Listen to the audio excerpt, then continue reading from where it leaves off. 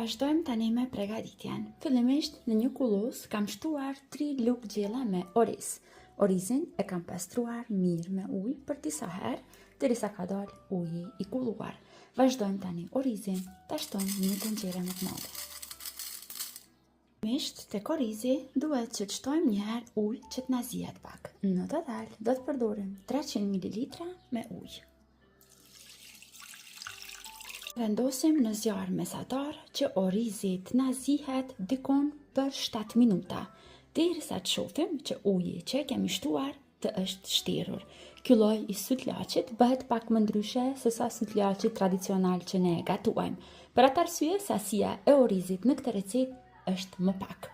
Vazhdojmë tani në një zjarr derisa të na zihet orizi.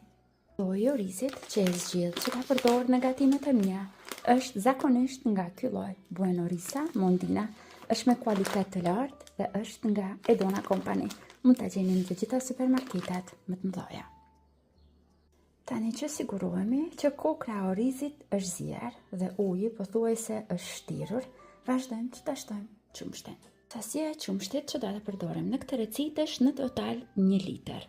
Unë zakonisht kur përgatis ëmbëlsira të tilla, zgjedh qumësht me yndyrë pak më të lartë, sepse bëhen shumë më kremoze. Dhe në këtë rast, unë kam zgjedhur qumshtin nga Pënar. Vazhdojmë tani që në tenxhere ta shtojmë qumshtin. Me njëherë vazhdojmë që ta shtojmë edhe sheqerin. Sheqer unë po përdor 200 gram sheqer. Nëse juve ju duket shumë, mund ta bëni me sheqer më pak, gjithmonë sipas shijeve të juaja.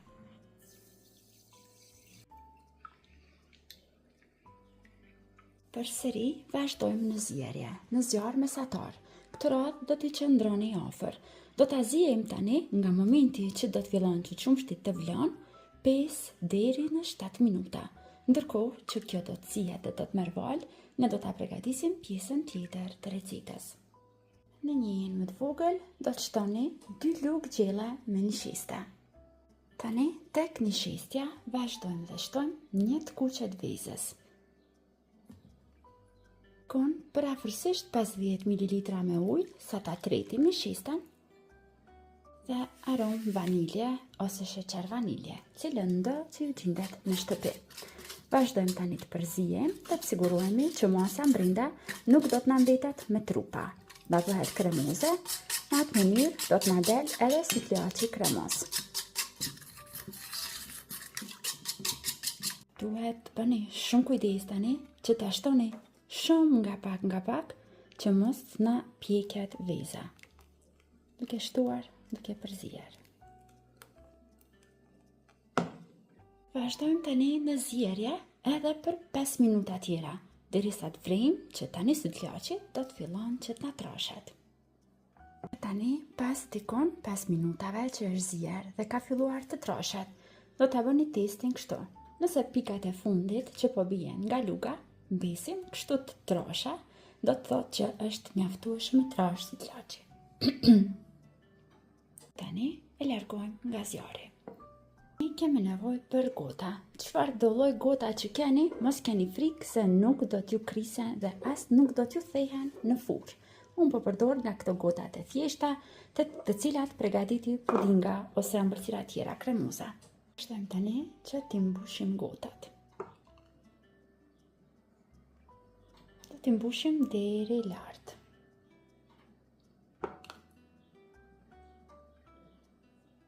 Tani që i kemi mbushur gjitha gotat, i rendisim në një tepsi dhe brenda në tepsi do të vazhdojmë që të shtojmë ujë. Do të shtojmë ujë sa të mbulohen pak gotat poshtë, në këtë mënyrë do t'i ruajmë që gotat tani mos na thehen në furrë gjatë pjekjes. Dhe vazhdojmë tani që t'i fusim në furrë. Furra është e parangrohur mirë në 250 gradë dhe do t'i vendosim lart tek furra, sa më lart që pjesa lart të arrijë më lart që të skuqet. Dhe vazhdojmë ashtu për 5 deri në 7 minuta derisa të shohim që kanë filluar dhe kanë marrë një ngjyrë sipër.